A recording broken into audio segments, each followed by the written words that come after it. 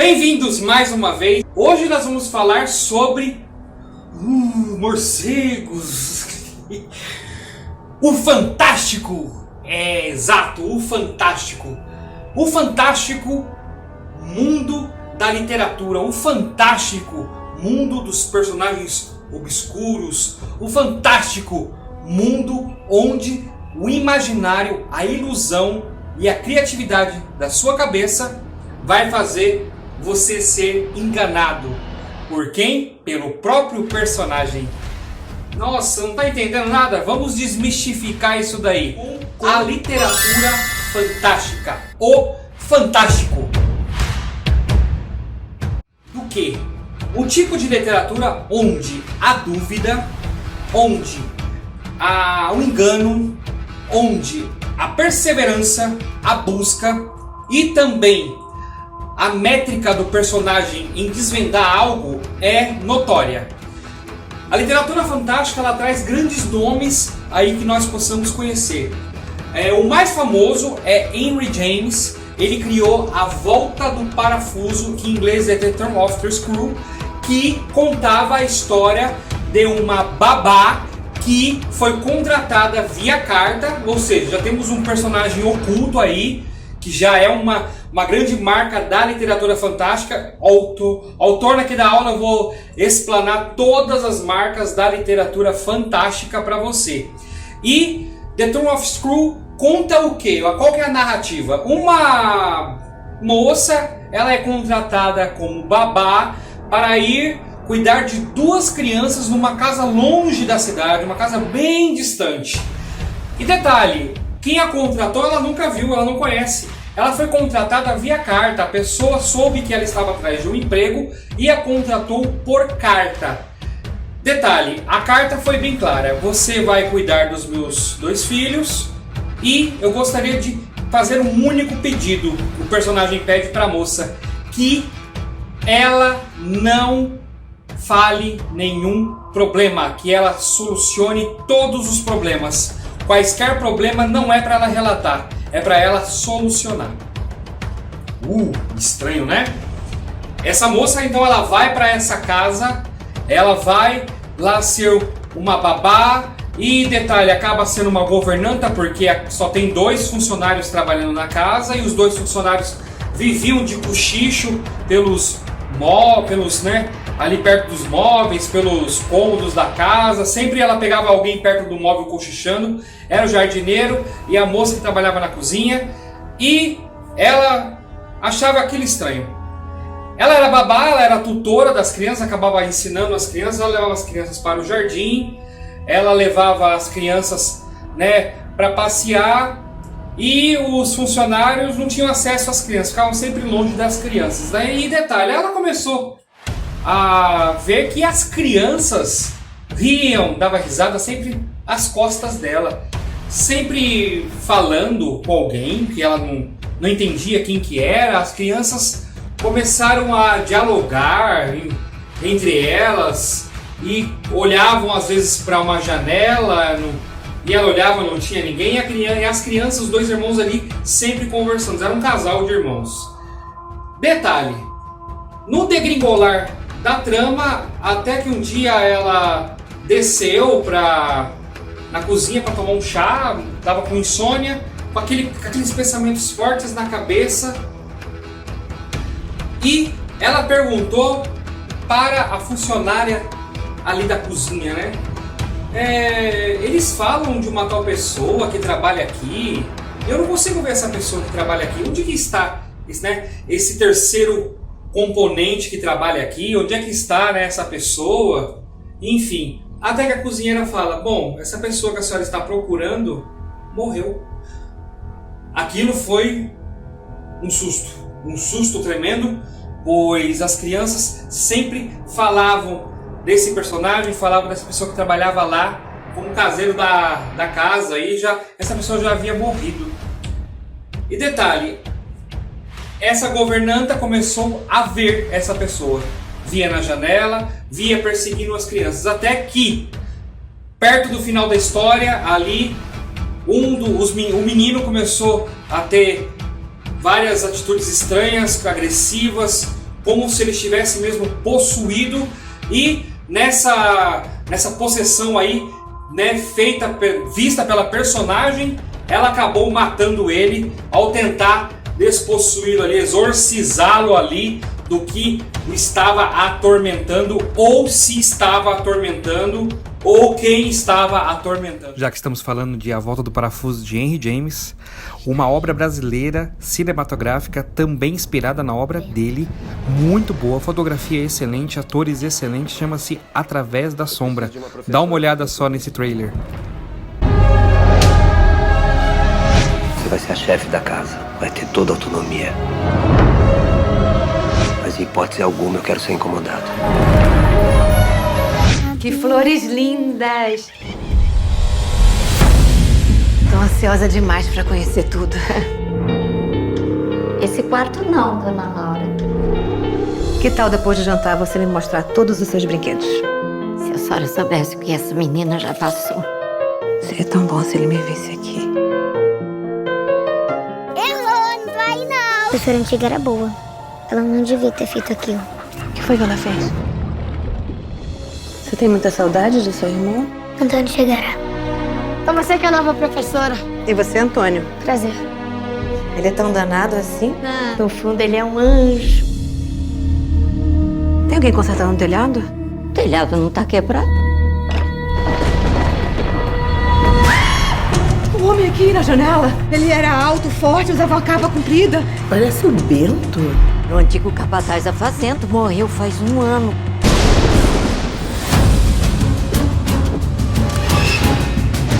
As crianças são loucas.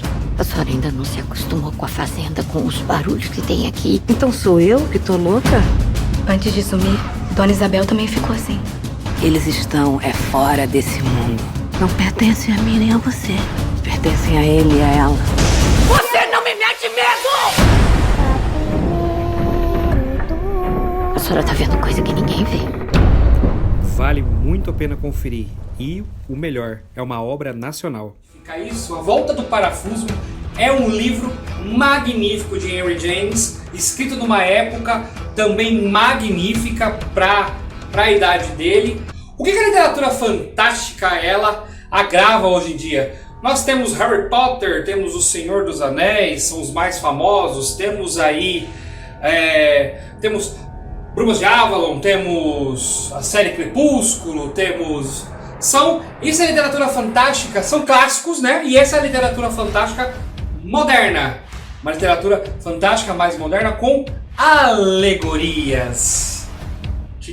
Alegoria. Falar em alegoria é algo importantíssimo. A alegoria nada mais é do que você está explanando uma imagem, uma coisa maravilhosa, uma coisa feia. É algo. A alegoria está explanando algo. E quais são os fatores alegóricos aí da literatura fantástica? O que você vê de alegoria na literatura fantástica? Todos esses personagens aí, elfos, fadas, gnomos, duendes, enfim, dragões, sereias, são fatores alegóricos. São fatores alegóricos para dar uma alegoria à trama. Bruxos, enfim, magia, varinhas, já é um mundo ao qual você gostaria de participar por ter esse poder, né? Todo esse poder. Mas a literatura fantástica ela é bem clara no seguinte quesito: fantasia, realidade, surrealidade, aconteceu ou não aconteceu. Essas são as marcas da literatura fantástica. Além da alegoria, que é para dar uma temperadinha ali no que ela está querendo passar para o interlocutor, que é você, o leitor, a literatura fantástica tem esses enigmas, essas marcas profundas que fazem dela fantástica. Eis o nome. É fantástico porque traz elementos surrealistas que não copiam a realidade de forma nenhuma. Dessa vez eu venho falando no curso que a mimes é uma cópia da realidade, mas na literatura fantástica isso que é interessante, não há cópia. Não há cópia. Por que não há cópia? No mundo real tem vampiro? No mundo real tem bruxa? No mundo real tem duende? No mundo real tem fada? No mundo real tem, vamos lá, tem aí um anel para todos comandar, um anel precioso. No mundo real tem um Gollum. No mundo real tem um Harry Potter que vai lá te visita à noite aí, voando na sua vassoura. Você já viu isso? Você já viu? Ah, deixa eu ver se você já ouviu. Não, acho que não. Então, não tem cópia. Não tem como falar que a literatura fantástica é uma cópia da realidade. Uma mímese, uma mímica, imitando ali, sabe? Fazendo uma paródia da realidade. Enfim, vários nomes para tentar imitar a realidade. Não tem como, porque na realidade isso nada existe. Então a literatura fantástica é uma das minhas preferidas, porque você consegue imaginar, você consegue elencar algo surreal. E isso também traz o lúdico. O nosso querido lúdico também ele é alcançado pela literatura fantástica por meio do medo. Dessa vez é um medo que entra aí para galgar o lúdico. Então o que seria o medo? Por que o medo? Por que eu estou citando o medo? As pessoas elas achavam incrível o que? Você ler algo e isso transparecesse algum medo. Alguma coisa que te fizesse sentir medo, pavor e até mesmo, olha que interessante, o medo ele trazia para as pessoas uma sensação de prazer na leitura, porque o medo à noite ele traz isso. Você consegue imaginar coisas que não existem, você consegue ver coisas que não existem, frutos da sua imaginação. Era exatamente o que a personagem da Volta do Parafuso via. Porém, eu não posso afirmar, porque não sabemos se ela estava vendo ou não. Quem sabe é o narrador. Toda a literatura fantástica, quem está por trás é o narrador. O narrador é ele que é o pivô de toda a literatura fantástica. É ele que comanda. Ele pode estar em primeira pessoa, em terceira pessoa, não importa. Ele é o pivô, porque ele vai, é por meio da visão dele que você, leitor, vai ser guiado aí, comandado pela história. O leitor tem aí a questão do quê? De analisar se o fato foi real, se não foi. A literatura fantástica ela se aproxima, mas não é a escola literária é realismo, né? O realismo ele era uma sátira da realidade, ou seja, o autor brincava com a realidade. Tem pessoas que confundem a literatura fantástica com o realismo, não tem nada a ver. O fantástico não copia nada da realidade, como eu vou sempre crivar aqui, não tem cópia, não existe cópia, pois tem elementos figurativos, elementos alegóricos que fogem da realidade, fogem mesmo. Aí vem a pergunta, mas em outras tramas os elementos alegóricos copiam a realidade. Sim, e tem alegoria, porém a atitude da personagem ela vem da realidade, então é uma mímese, porque vem da realidade. Agora, do fantástico, a atitude da personagem não chega a ser uma mímese. Por quê? Na literatura fantástica, o surrealismo, a incógnita, a pergunta, a exclamação está sempre ali vigente na trama. Está sempre ali vigente na história, do começo ao fim. Muito bem. Prosseguimos então. A literatura fantástica ela traz elementos magníficos e estranhos. Por que estranhos? Porque a todo momento a personagem ela se pergunta, ela se questiona se aquilo é fato ou não, se é realidade ou não, se é verdade ou se é mentira. E detalhe, esses fatos são perguntados para ela própria. A personagem se questiona se o que ela está vendo ali é real, não é. Então, qual que é a pergunta? É real? Não é? Isso é fantástico. Essa é a literatura fantástica. Traz para você ilustrações, traz para você um mundo mágico e fantástico que faz dela algo fantástico. A literatura fantástica.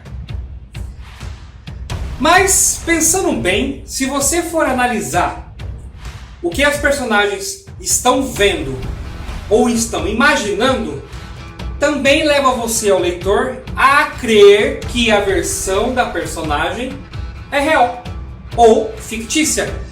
Por quê? A dúvida também ela é colocada na sua cabeça. É essa a melhor e maior marca do Fantástico. A dúvida. Aconteceu ou não aconteceu? Essa pergunta o leitor faz sempre no começo ao fim, junto com a personagem. Ou a personagem vai acabar perguntando para você se é verdade ou não. Como isso? Quando o personagem está em dúvida e isso gera a dúvida em você também. O personagem acaba falando com você. Essa é uma marca muito importante e que o autor ele vai guiando ali na narrativa junto com o narrador que ele criou. O narrador em primeira pessoa ou em terceira pessoa, não importa.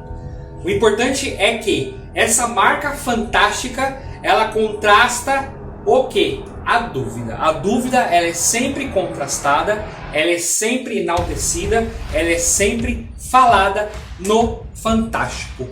A literatura fantástica, ela tem, por grande diferença das demais literaturas, dos demais focos narrativos, dos demais objetivos narrativos, o quê? Que o personagem ele tem que desempenhar um papel na história onde ele busca alguma coisa interna, alguma coisa que ele precisa saber. E esse precisa saber, como foi o caso da volta do parafuso, acabou levando a personagem à loucura. A loucura na visão de outros personagens, não da personagem. Ou seja, uma pessoa que está doente mentalmente, ela não se aceita. Então, essa personagem jamais aceitou que ela estava doente, porque ela crê veementemente que ela viu o que os outros não viram, ou que os outros também acabaram por querer criar. Como é o caso da personagem que trabalhava na cozinha, né? Ali a cozinheira que falou que o antigo caseiro havia morrido. Mas será que a cozinheira falou a verdade? Será? Né? Dá pra se crer porque ela trabalhava na casa há muitos anos, mas é verdade? Chega a ser uma verdade? Não se sabe. Não se sabe. Por isso que a literatura fantástica ela tem várias marcas importantíssimas que fazem desse tipo de literatura surreal, fantástica e magnífica. Por quê? Não, os atributos ali que não são reais, que fogem da realidade. E a realidade, ela existe, tá? Ela existe, mas dentro da trama. E na perspectiva e na visão do personagem. Sempre na perspectiva do personagem. A realidade é dele, tá? É algo que ele criou. E é algo que ele vai fazer você crer ou não. Depende. Às vezes tem pessoas que lêem uma literatura fantástica e acreditam no personagem veementemente. Não, ele estava certo. Com certeza era aquilo. Tem pessoas que leem uma literatura fantástica e falam, não, o personagem teve o fim que merece mesmo, porque ficou louco, se perdeu na trama ali. Nem eu acredito naquilo que ele estava vendo. Olha só que fatores magníficos e interessantes que fazem da literatura fantástica o que é, o surrealismo que ela é. Nada mais do que a dúvida, a incerteza. Aí você me pergunta, mas o autor está nos enganando o tempo todo? Não, não está te enganando. Ele está colocando em você uma formação de opinião, da qual não se tem certeza de absolutamente nada. Exato? Uma formação de opinião da qual você não tem absolutamente certeza de nada, porque a dúvida impera a todo o momento. E isso que é muito legal, é gostoso de ver, de ler, né, de estar lendo ali o livro, de ver que a história te encaminha, ela degringola para um cenário de dúvida, onde a certeza não é certeza, onde o real nem se sabe se é real. É exatamente isso que a literatura fantástica é, e é essa a proposta da literatura fantástica. Levar até você um mundo surrealista, algo totalmente irreal, algo que não existe, algo que faz com que você imagine, pense, repense, recontrapense e não consiga achar uma saída para aquilo que você está lendo. Por que o terror na literatura fantástica? Por que o terror? O terror, ele é a forma de alegoria mais fácil. Sim, mais fácil. Porque o terror lhe traz medo, é uma marca que eu acabei de falar. O terror, ele explana para você algo surreal, que com certeza você não acredita, mas você tem medo. Se você não acredita e tem medo, por que você tem medo? Porque é fantástico. O medo do ser humano nada mais é do que a incerteza de um passo que ele vai dar. Se ele não tem certeza do passo que ele vai dar, ele tem medo, ele tem pavor. E isso faz com que os autores brinquem, se divertem, pulem e dê gargalhadas com essa forma do ser humano pensar, que é o medo. O medo ele é tão importante dentro de uma literatura fantástica quanto qualquer outra marca. Por quê? O medo, ele faz com que as pessoas não saiam do lugar ou recuem dentro de si mesmas ou para outras pessoas. O medo, ele é fascinante, o medo, ele é estonteante, porque numa literatura fantástica, imagina uma donzela lá no seu castelo dormindo e entra um morcego pela janela, se transforma naquele homem parecendo um Batman e morde no pescoço. Ela não esperava por isso, né? Mas acho que nem deu tempo da coitada da donzela ter medo. Por isso, ela acabou sendo vampirizada, acabou sendo mordida ali, e o vampiro, totalmente faminto, acabou se saciando de sua fome com sangue fresco que ele acabou de morder. Agora eu te pergunto, na realidade tem algum vampiro aí que te morde, te transforma numa vampira também? Acho que não. Por isso que você só vai achar isso em livros. Livros e autores que falam e contrastam sobre o fantástico. Por exemplo, Rumpelstiltskin é uma obra literária fantástica, um conto de fada maravilhoso. Também é uma marca fantástica nesse conto de fada. É um dos que tem grande crivo fantástico, Rumpelstiltskin. Por quê? É um duende que se saciava de criancinhas. Ele devorava crianças, né? Na perspectiva aí dos irmãos Grimm. A adaptação não, ele apenas, na adaptação, o Rumpelstiltskin era um duende que apenas surrupiava a criança, ele levava as crianças embora, né? Ele acabava levando para o povoado dele as crianças para que os outros doentes pudessem cuidar, os doentes que não podiam ter filhos. Mas na versão dos irmãos Grimm, ele se saciava de criancinhas, até que uma moça estava, né, uma moça muito pobre, ela precisava, né, enfim, ajudar a família dela. E ela estava numa roca de fiar ali, e ela costurando o Rumpelstiltskin, que apareceu com uma proposta. Se eu transformar essa palha em uma palha que estava ali do lado em ouro, nessa roca de fiar que você está costurando, o que você me dá? Ela falou, eu não tenho nada para te dar, porque eu sou pobre, não tenho nada para te dar, para te oferecer. Queria muito a sua ajuda, mas não tenho nada para te oferecer. Então ele disse, olha, você vai ficar rica, consigo um casamento para você com um príncipe, e quando você tiver um filho, ele é meu. Então ela pensou, recontrapensou e aceitou a proposta. Mas lógico, ela aceitou no intuito do quê? Lógico que se eu tiver um filho eu não vou dar para ele, eu vou enganá-lo. E ela ficou rica, se casou, né, com um príncipe ali aquele monte de palha que não prestava para nada, né? De um celeiro ali que ela estava, se transformou em palha de ouro, ouro puro, e ela ficou toda feliz, se casou com um príncipe.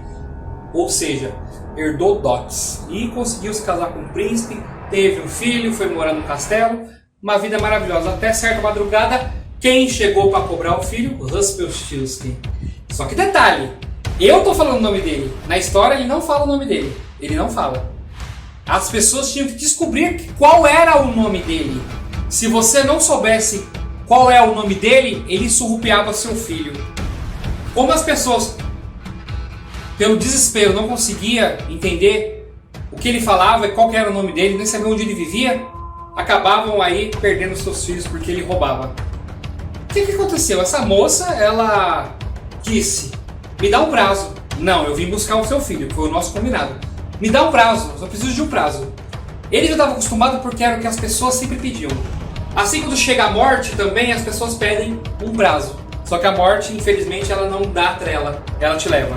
O Rumpelstiltskin ainda pensava, tá, eu vou deixar um prazo para você. Se você descobrir qual é o meu nome. Um duendinho feio, narigudo, cheio de verrugas, aquelas olheiras, aquela orelha caída, todo farrapento, horrível, falando assim pra ela, dentro do quarto dela. Olha, não vou levar seu filho não, mas se você descobrir qual é o meu nome, eu não levo ele. E desapareceu. Ok, ela ficou totalmente atônita. O príncipe veio, a consolou, mas ela não falou o que era. O que ela fez? Ela começou a sair pelo bosque, pela floresta escura, até que, com uma magia e um encanto, aí que vem a literatura fantástica. Não se sabe se ela viu ou se alguém a ajudou. Ela chegou até uma árvore, um toco de árvore, e lá estava o duende com outros duendes.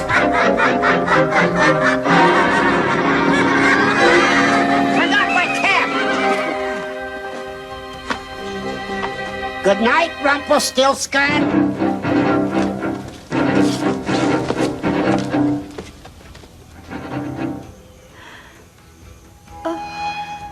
Rumpelstiltskin. Ela gravou. Ok, ela voltou pro castelo, linda e sorridente, deu um forte beijo no seu filho e foi se deitar. É lógico que o duende não ia perder a oportunidade. Você desistiu? Então, deve ser Rumpelstiltskin. Não?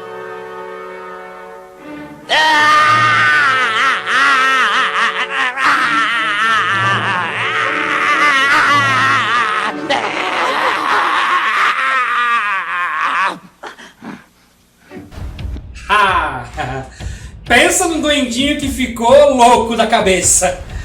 O duende pegou fogo de tanto ódio, porque cada vez que alguém falasse o nome dele, ele morria. Exato, ele morria. Na versão dos irmãos Grimm, ele morria. Ele renascia como uma ave fênix da mitologia. Porém, ele morria toda vez que alguém falasse o nome dele que não fosse da espécie dele. Uma humana falou o nome dele. E dessa vez ele perdeu, porque há muitos e muitos séculos ele não perdia. E ele levava a criança. E agora ele não conseguiu levar. Porque ela acabou descobrindo o nome dele. Olha que interessante. O nome dele foi o pivô para que o filho não fosse sequestrado. Essa daí se deu bem, porque ficou rica com o filho e o Rumpelstiltskin, contado, virou pó. Acabou virando pó o Rumpelstiltskin. Também é um conto de fadas muito interessante. A versão irlandesa de Rumpelstiltskin fala que ele é um leprechaun. O que é um leprechaun? É um duende também, uma espécie de duende que faz sapatos. É um duende que cuida dos sapatos, fazem sapatos. É da mitologia ali, do folclore da Irlanda, que também é maravilhoso e tem muitas marcas do Fantástico. O Halloween, ele é aí comemorado por ter marcas fantásticas. O Halloween, todas as crianças se vestem de monstro, de fadas, de personagens, da Marvel, enfim, vários personagens, para comemorar o Halloween, que significa o Dia de Todos os Santos, que é um dia, aí uma data nos Estados Unidos, uma data que para muitos anos atrás era uma data pagã. Hoje é uma data comercial, é uma data onde as pessoas se fantasiam, vão brincar nas ruas por ser comercial. Aqui no Brasil, esse legado ainda não está praticamente alavancado, né? Tantos anos que existe o Halloween nos Estados Unidos, mas aqui no Brasil essa ideia, essa modinha não pegou tanto aí no 31 de outubro. Mas o Halloween ele é uma marca fantástica que praticamente está na nossa realidade, né? Ele contrasta, as pessoas só se fantasiam que nem eu tô aqui, fazem uma alegoria e vem de várias histórias do fantástico, histórias de terror, o vampiro, né? Ali a abóbora que é um espírito maligno, enfim, são histórias que são contadas por várias pessoas e que fazem o do Halloween um contraste. O interessante do fantástico nos Estados Unidos é o quê? Os Estados Unidos tem muitas histórias aí surreais que as pessoas afirmam ser verdadeiras. E isso dá até medo. Por quê? Porque nos Estados Unidos, na época da escravidão, muitos ali negros tinham em sua religião oferendas, sacrifícios a seus deuses, enfim. E o local onde eles foram judiados, massacrados, eles faziam o quê? Voodoo e vários outros tipos aí de rituais aí malignos que pro cristianismo, enfim, soam como algo ruim, algo mal. Então é daí que os autores pegaram esse crivo, vários autores, vários cineastas pegaram essas ideias aí para fazer o quê? Do fantástico algo comercial, fantástico algo surreal, algo para entreter. Por isso que foi trazido o Halloween, que veio lá de fora, que veio da Europa e se estabilizou ali nos Estados Unidos e se juntou com essa ideologia aí dos escravos que viviam ali, né? E foi praticamente aí sendo galgado durante os anos, foi elencando e foi chegando ao ápice que está hoje lá nos Estados Unidos. Então praticamente podemos considerar que os Estados Unidos é o berço da literatura fantástica, mas os Estados Unidos, como o Henry James, que eu acabei de citar, um dos grandes autores americanos aí de literatura fantástica, ele é um dos grandes aí fornecedores desse tipo de literatura. Ele é um dos grandes fornecedores devido ao lugar, devido ao folclore, devido a várias histórias que os povos ali, né, anglo-saxões contavam.